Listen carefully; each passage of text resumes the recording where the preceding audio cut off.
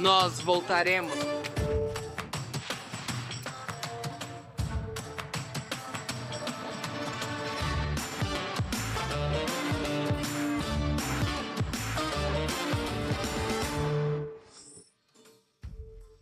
Após a morte de seu antecessor, Ishai Kaleva é eleito por unanimidade e torna-se o quarto Chashambashi da República da Turquia e o 34º desde o período otomano. Mudando para o Irã, as autoridades recentemente convocaram o único membro judeu do parlamento do país, Homayun Samia Najafabadi, depois que alguns judeus iranianos postaram ou interagiram com conteúdo pró-Israel online. Najafabadi pediu à comunidade que removesse esse material e evitasse seguir mídias hostis ao regime. Um lembrete contundente das crescentes pressões sobre a minoria judaica do Irã na Alemanha. Stefan Henser, único comissário judeu contra o antissemitismo em um estado alemão, anunciou que deixará o cargo no fim do ano. Henzel relata mais ameaças, assédio e falta de apoio político, além de uma onda de ódio desde 7 de outubro de 2023. Ameaças pessoais o obrigaram a usar segurança e reduzir aparições públicas. Enquanto ele criticou as instituições locais por não conseguirem lidar de forma eficaz com incidentes antissemitas, expondo a diferença entre as políticas oficiais e as ações no mundo real. No mundo das artes, lamenta-se a morte do arquiteto Frank Gehry aos 96 anos.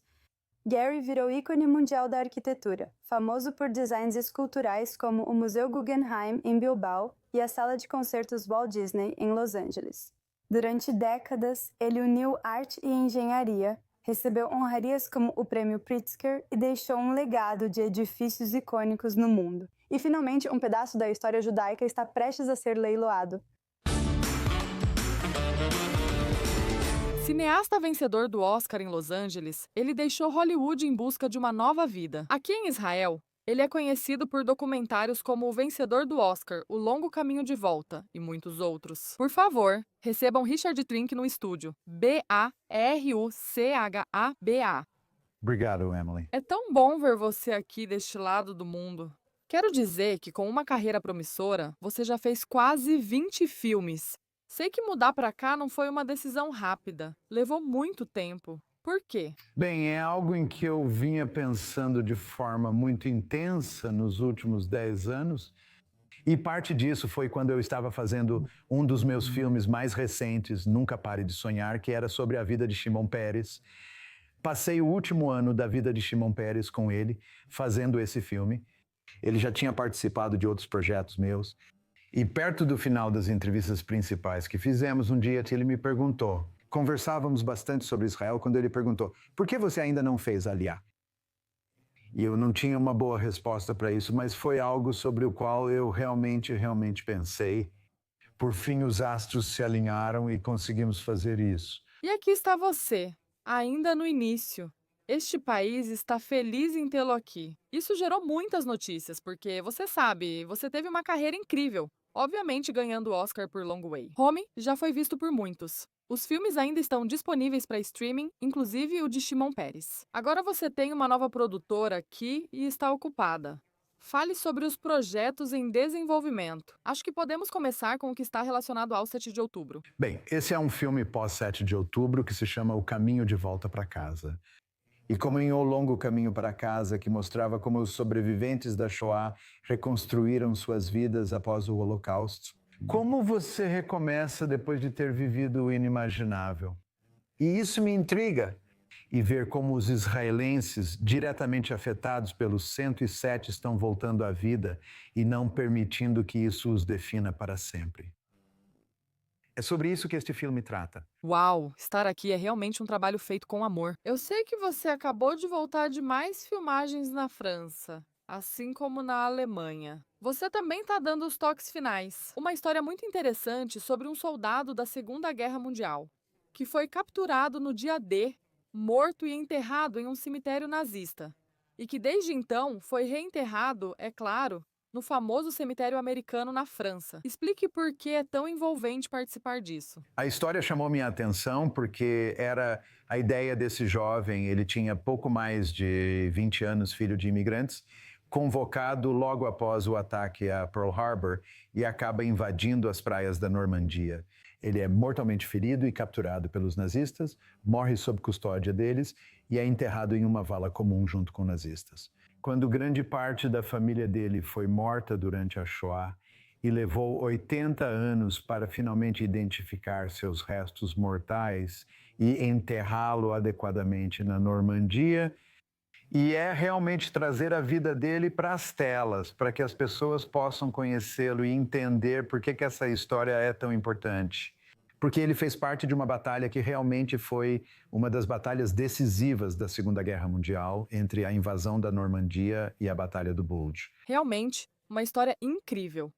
E conseguiram dar a ele um enterro digno, junto com outros que participaram, como você disse, naquele momento histórico. Além disso, você tem outros filmes para trabalhar. Outro interessante chamado Totô e Coco, sobre Coco Chanel.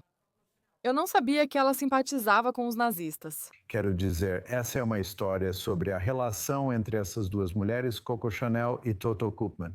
Toto Koopman era uma modelo de alta costura, meio negra, meio holandesa. Ela foi uma das modelos preferidas de Coco Chanel no fim dos anos 30.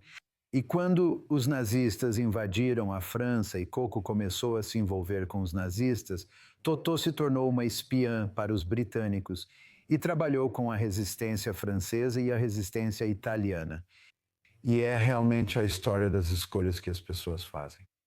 Infelizmente, hoje, Coco Chanel é esse ícone da moda e ninguém realmente sabe disso.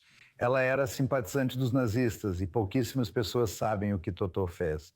Uau, bem debaixo do nariz dela. Isso. O que é um grande risco? Quero dizer, toda a sua carreira depende da Coco Chanel. E ser capaz de correr esse tipo de risco é muito, muito heróico. Então, mais uma pergunta antes de irmos, eu queria perguntar. Considerando que você teve um relacionamento de várias décadas com Shimo e Pérez, o que ele diria se ainda estivesse vivo? Sabe, por você ter dado esse passo e estar aqui... Acho que ele ficaria muito feliz porque queria que as pessoas viessem para cá. E no final das nossas entrevistas, quando ele me perguntou por que eu ainda não fiz Aliá, quando finalmente fiz Aliá, quando cheguei aqui há 2 meses, um dos meus primeiros pensamentos foi, sabe, o que ele pensaria olhando lá de cima? Shime. Então, eu me sinto muito sortudo por poder fazer isso e acordo todas as manhãs. Muito feliz e honrado por estar aqui. E só para mostrar que há uma forte capacidade de fazer filmes aqui, você não precisa morar em Tinseltown para... Sabe de uma coisa? Há histórias incríveis aqui e agora faço a maior parte do meu trabalho aqui. Então agora não estou mais à margem, estou aqui. Incrível, Richard Trank. Muito obrigada por vir e por se juntar a nós nessa jornada em Israel. Obrigado, Emily. Se você mora em Israel, sabe que casar aqui não é tão fácil quanto eu faço parecer. Segundo a lei judaica, o rabinato deve aprovar tudo e fazer verificações, inclusive para comprovar ascendência judaica. Além disso, proíbe casamento entre religiões diferentes ou entre pessoas do mesmo sexo. Bem, agora existe uma brecha elástica que está provando ser uma forma de escapar da intensa burocracia. Agora, pelo Zoom de Jerusalém, está o rabino Arão Leibovitz, fundador da Chupot. E obrigada por estar aqui. Paca aqui. É um prazer. Mas ao Tov por conseguir realizar isso. Quero dizer, nós sabemos como pode ser difícil, então explique claramente. Você sabia da frustração que muitas pessoas estão enfrentando com esse processo? Sabe, afetando pessoas, muitas pessoas deixando de escolher se casar por causa dessas restrições. Então por que você sabia que era hora de tomar uma posição para tentar facilitar isso? Bem, é importante dizer que já estamos realizando casamentos fora da Rabinato há 7 anos, né, com mais de 2.000 casais que se casaram através de Rupot. O que aconteceu agora é que aproveitamos uma oportunidade única para realizar casamentos civis em Utah junto com nossas Rupot ortodoxas kasher. Pela primeira vez em Israel, é possível casar-se ortodoxamente conforme as leis de Moisés e registrar-se no Ministério do Interior e se registrar em Israel como casado. Com todo esse pacote de casamento civil, né, um casamento civil em Utah, isso passa a ser relevante para muitos outros casais que buscam registrar e reconhecer seu casamento. Querem tradição, mas não o rabinato. Atualmente, podemos oferecer isso de forma reconhecida. Então, sabe, dito isso também, quero dizer, Você está se associando com uma mulher em Utah certificada para fazer tudo isso. Como você se conectou com ela? E eu sei que elas também fazem casamentos, fazem pelo Zoom e gravam vídeos. É algo muito inovador. Na verdade, nossa organização também é única porque temos mulheres ordenadas, Neshot Alká, mulheres de Halachá que realizam casamentos conosco. Mas esse caso em particular é de uma mulher que se casou através da nossa organização. O rabino Chuck Davidson, meu colega, celebrou a culpa e o casamento. E quando soubemos que ela morava em Utah, aproveitamos a oportunidade porque sabíamos disso. Casamentos pelo Zoom em Utah tinham se tornado populares, mas ainda havia uma quantidade significativa de burocracia. E o celebrante do casamento, bem, novamente, preciso enfatizar que o celebrante está em Utah. Em Utah é um casamento civil. Não é uma figura rabínica, mas agora temos um israelense, alguém que fala hebraico, alguém que entende todo o contexto, que pode orientar o casal em tudo o que eles precisam fazer. E realmente casar eles civilmente no estado de Utah. E esse certificado de casamento de Utah é reconhecido por ordem da Suprema Corte de Israel, reconhecido no Misra Aflin. Explique, tipo, a longo prazo. Por quê, sabe, isso é tão importante. Quero dizer, existem, sabe, muitos diferentes, sabe? Um grande espectro de observância, sabe, mais secular, claro, e mais ultra-religioso. Por que, sabe, você acha que é importante ainda seguir a lei religiosa? Ser um pouco mais moderna e flexível. Já que nós estamos, sabe, há mais de 2000 anos, sabe, na nossa história, aqui nesta terra. Bem, é importante dizer, antes de tudo, que o Rabbanut HaRashid, o rabino-chefe de Israel, finge ou presume representar a Halachá e representar a Torá. Na verdade, eles representam a comunidade ultra-ortodoxa Takaide e uma postura fundamentalista diante da Halachá. E, ao mesmo tempo, a maioria dos israelenses ainda prefere um casamento tradicional. Agora, existem casamentos seculares em Israel, há organizações que oferecem casamentos seculares e os movimentos conservador e reformista oferecem casamentos para pessoas que procuram algo nesse sentido. Mas a maioria dos israelenses tende a ser tradicional, mesmo que não sejam praticantes em sua própria vida, o sentimento que eles têm, ou talvez alguns outros membros da família, talvez seja por suposições que eles fazem, ou talvez seja porque realmente tem uma parte ideológica neles, que é tradicional quando se trata de família, quando se trata de trabalho, quando se trata de eventos da vida. Então, isso é algo que oferecemos e está em alta demanda. Bem, quero dizer, é verdade, é uma questão cultural. Digo, se você olhar para os Estados Unidos, as pessoas ainda estão. Seja você secular, reformado, kumal, o que for, você segue os costumes de um casamento judaico e uma kutbah. Isso por si só é muito importante. Eu não quero entrar no assunto do divórcio, mas também tem a questão do divórcio. Como isso funciona aqui em Israel? A mulher precisa do get e o homem deve concordar com o divórcio. Isso se aplica a algum desses casos? Vamos torcer para que não haja mais divórcios. Mas também é uma questão de burocracia aqui em Israel. Bem, antes de tudo, HUPOT é a única organização rabínica ortodoxa em Israel que exige um acordo pré-nupcial halástico para proteger contra a recusa do get.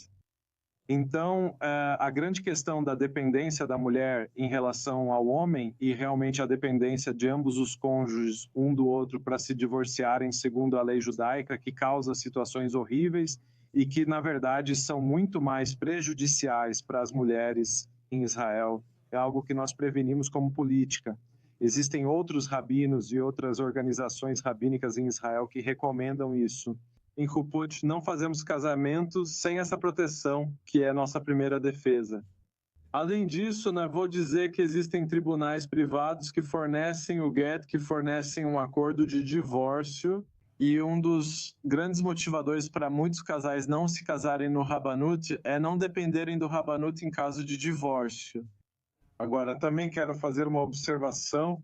Parte do lado complexo de um casamento em Utah é que pessoas que se casam em Utah e registram o casamento no estado ainda precisarão se divorciar. Por isso, o acordo pré-nupcial exigido pelo rabinato é fundamental. Por isso, estamos criando nosso próprio tribunal de divórcios para atender esses casais. Por isso, alguns casais que se casam em Rupot evitam casar em Utah, não se registram e vivem em união estável. Ainda assim, pela Halachá, continuam marido e mulher. Certo, muito obrigada. Rabino Aharon Leibovitz, fundador da Hupot Pleasure. Obrigado. Uma jovem de 18 anos, visionária da Califórnia, criou um aplicativo que te lembra de fazer rap. Juntando-se a nós de Calabasas está Sina Matian, a criadora do To Feeling Timer. Olá e obrigada por estar aqui. Obrigado por me receber. Como você está? Estou bem, eu cresci. Sou sua vizinha de onde eu cresci. Mas vivendo em Calabasas, terra das Kardashians, você não cresceu em um lar ou bairro muito religioso. Então, qual foi realmente o ponto de virada para o que você chama de um ato rebelde de se aprofundar no judaísmo? Sim, eu era. Eu comecei a me interessar por política, provavelmente, no ano passado, e assisti a Ben Shapiro, e as ideias dele realmente me fizeram me interessar pelo judaísmo como um todo. E eu comecei a frequentar o Shabbat, meu amigo Ethan me levou lá, e foi uma experiência totalmente nova. Aproximar-me de Hashem foi provavelmente a melhor decisão da minha vida. É incrível, e vemos isso cada vez mais. Antes havia uma divisão, ou você era religiosa e colocava tefilim, ou não era. Mas o fato é que o tefilim é, na verdade, um componente espiritual. Então explique por que você descobriu isso. E por que você sentiu que era algo, um chamado, para trazer outras pessoas para fazerem o mesmo. Então você não frequenta a sinagoga diariamente. Mas você coloca tefilim diariamente. E esse é um processo que consome tempo. Por que a decisão de fazer isso? Quero dizer, tenho certeza de que há tantas outras coisas que você poderia fazer. Por que isso é algo que tem um propósito para você? E agora você está aqui criando uma grande plataforma? Eu senti que o tefilim era a coisa número 1 que você pode fazer para se aproximar de Hashem. Mas era nisso que as pessoas mais tinham dificuldade. Se você diz para as pessoas irem à sinagoga todo sábado, elas dizem, eu não posso dirigir, eu não posso caminhar. Mas tefilim... E isso faz com que as orações fiquem disponíveis para todos aprenderem também. E você sabe também, você nem está fazendo isso, sabe? Você está fazendo isso realmente pela causa, eu acho. Tikkun Olam, se preferir chamar assim. Mas não é pago, nem tem comerciais ou nada disso. Quero dizer, isso é realmente... Qual é o seu objetivo a longo prazo? Meu objetivo a longo prazo é ajudar o máximo de pessoas a se aproximarem de Hashem. Como falei, não faço isso por dinheiro ou benefício pessoal. Nunca haverá anúncios, patrocínios, venda de dados ou compras. Eu só quero que as pessoas tenham uma ótima e fácil oportunidade de se aproximar de Hashem, e é por isso que estou aqui. Maravilhoso! Muito obrigada por se juntar a nós e parabéns por fazer algo tão nobre. Sina Matian, a criadora do Tefilim Timer. Muito obrigada! Tenha um ótimo dia também. Os efeitos colaterais do trauma causado pela guerra em Gaza, pelos reféns e sobre o público israelense ainda estão aumentando. Somos programados para escapar de coisas negativas que sentimos serem perigosas. Uma das questões com eventos traumáticos é que mesmo depois que o trauma diminui, coisas específicas que nos desencadeiam podem fazer com que sintamos como se estivéssemos em algum tipo de perigo. Todos temos vícios e muitas vezes sentimos vergonha por isso. A doutora Shaul Levi-Ron estava entre as especialistas de destaque na 5ª Conferência Anual Get Help Israel. Vários níveis de ansiedade, desregulação, dificuldade para dormir. Um membro da família que ainda está indo e voltando do Miluim.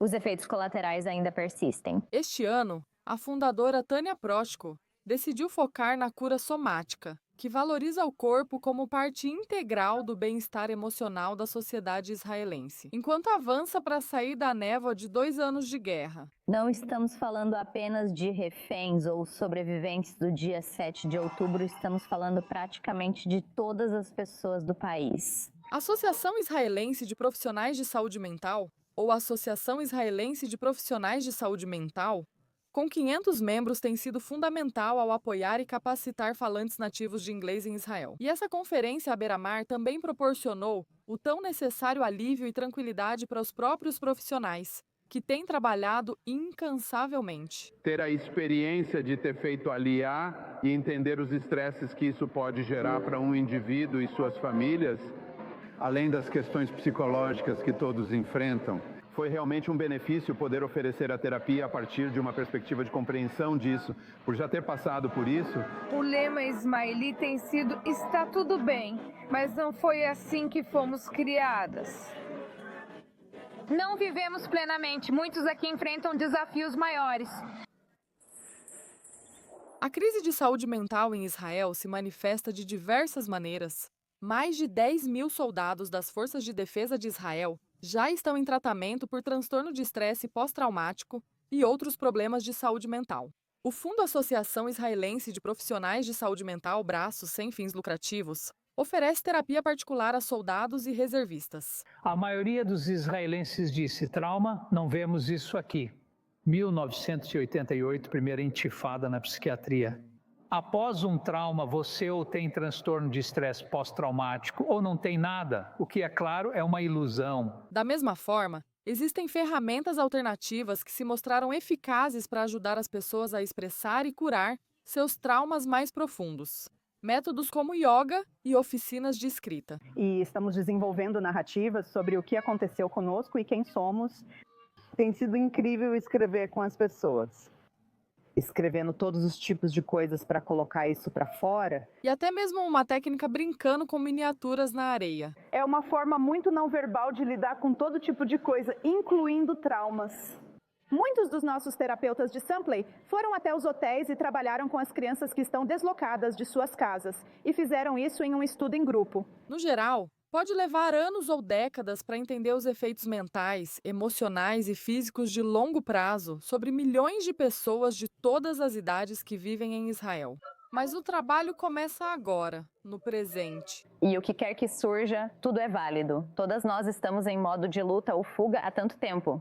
Não estamos tentando fugir disso, não estamos tentando consertar, não estamos tentando nos livrar de algo que deveria estar aqui. Então, com isso, eu não sei onde nossa próxima conferência vai nos levar, mas vamos viver um dia de cada vez.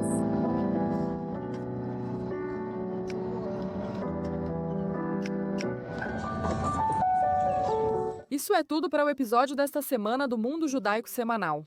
Esperamos que você tenha gostado. Você pode acessar nosso canal do YouTube, da i24 News site e redes sociais para assistir a este ou outros episódios e entrevistas. Obrigada por assistir. Sou Emily Francis, Shalom de Tel Aviv.